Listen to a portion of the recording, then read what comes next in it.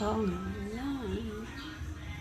today's recipe mga guys, mga kalalabs ko, ayan po. Mantika lang, para lang ano yung bawang. At yan po, iyan po natin yung kamote. First time makatikim ng aking pamangkin na nilaga. Ambis na patatas, kamote. Sa amin din sa probinsya, kamote talaga. Patatas.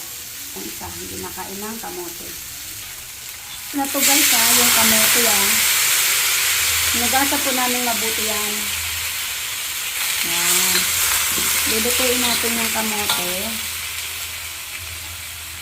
Ng cooker na ito. Actually, nag-pressure cooker na po kami ng ribs. Ayan po. At mamaya natin ilalagay ang ating ribs pag malambot na ang kamote. Ayan. Lagyan natin ng pantimpla. Magic patis, tintay. Para kahit pa paano, ma-absorb na yung lasa. Ilalagay ako dagdagan natin ng panintang buo, mas masarap. Hindi mawawala sa aking lutuin ang sili. Ay, takpan muna natin. Okay, 5 minutes, 10 minutes pagkulo. You see, I think luto na siya. Ito yung kamote. Ito po, lalagyan natin itong ating cubes pork. Nilagyan ko rin pala siya ng patatas kasi yung aking anak hindi kumakain ng kamote. Ayan, medyo malambot na.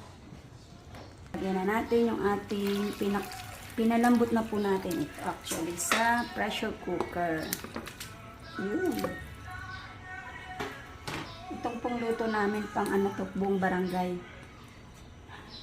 Okay. Pakukulaan po ulit natin siya mga 5 minutes bago natin ilagay yung gulay. And lalagyan ko yung ating gulay.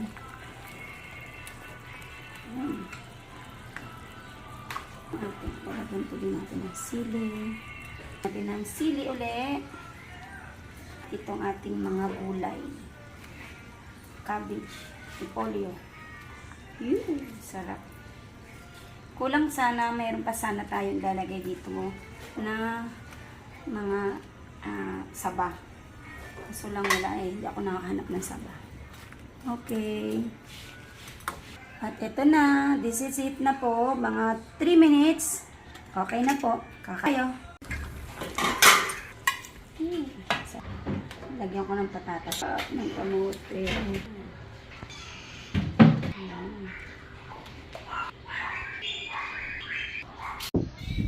Kain po tayo. Ito na po yung aking nilagang pork ribs. No rice jar. Ayan, anghang. Kakainin ko po ay kamote. Hindi ka rin nakain ng beans? Bo? Kumain gulay. Hindi, ayaw ko talaga ng beans. Tinan mo, hindi mo tinanggal siya. Ano sasabi ko? Yan. Ayan. Kanina ginaganyan kente tayo. Ano natin nini? Kaya pinapatanggal ko sa inigid. Mas maganda kapag, tita, okay lang yun. Okay, oh. Tagkalin. Malutong.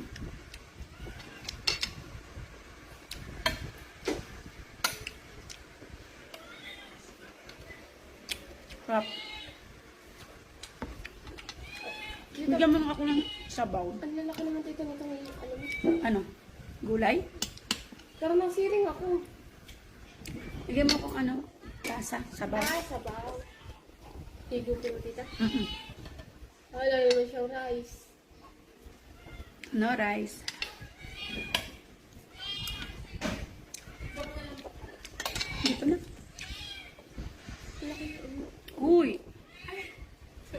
Loko. Nag-video ako, nagharang, parang ito.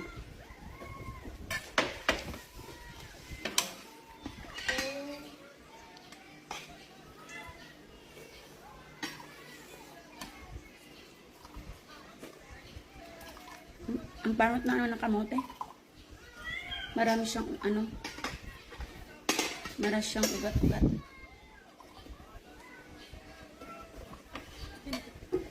Thank you. Ito ka niya. Dito mo na yung unang manok. Ay, manok. Ha? Baboy. Ano? Malambot? Malambot na eh. Sabaw. Nilaga. Malambot na.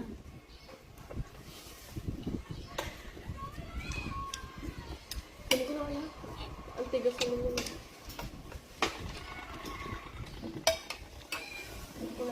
Mm.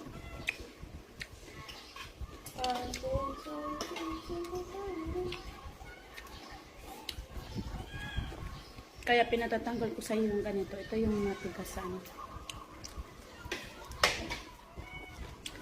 Mm. Mm.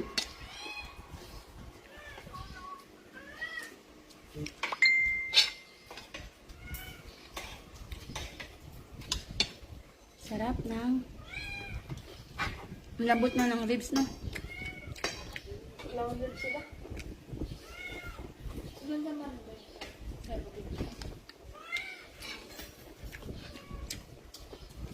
Puro ako gulay. Ang karon. Hmm? Kaya pa yung karon. Hmm? Kabila pa lang yung karon.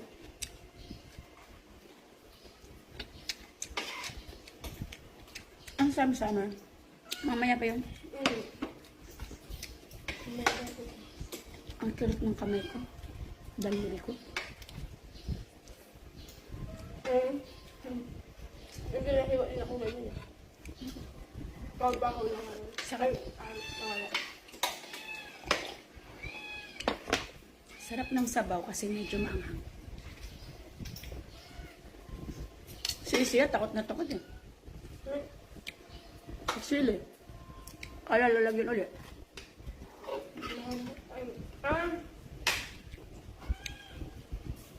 Naku, tuwang-tuwa nito sila ano. Sila Puchi. Nakakaano na naman sila ng mga buto-buto. Sila sito ko. Hmm.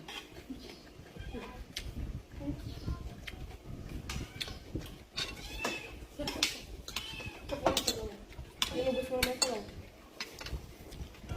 Ha? Ang dami kong sabaw doon.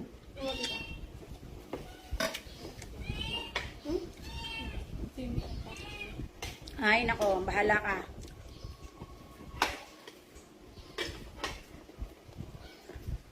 Mayroon kang pagkain doon, Mingming, ha? Hmm. May mihasa ka, ha? Babalik niya siya doon. Pag di pinapansin. Babalikan niya.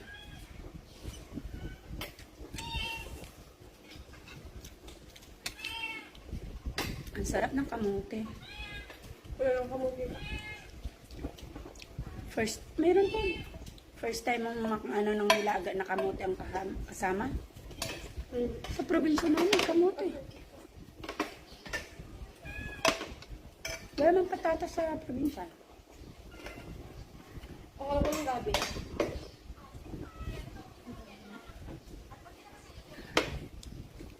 Gabi. Sa sinigang.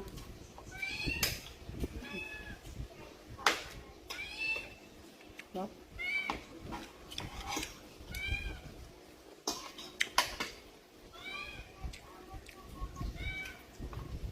Pansin to si Mingming.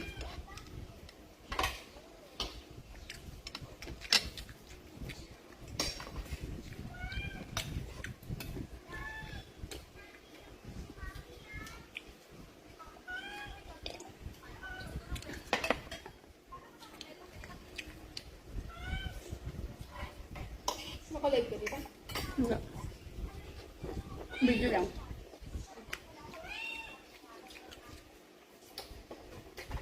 Diba? Salbahe ka ha. Sabi ko. Salbahe ka ha. Sabi ko, yung pagkain mo, oh, doon. Ngayon, hindi na uso yung paramihan ng pera. Hindi na uso yung paramihan ng gamit o ari-arian. Ang uso ngayon, pasayahan ng buhay, pasayahan ng pamilya. Kasi hindi mo alam, baka bukas wala ka na. Hindi mo alam kung bukas buhay ka pa. Oo nga naman po, aanuhin mo ang maraming pera, ari-arihan. Walang kasiguraduhan ng buhay natin ngayon. Hindi po natin alam kung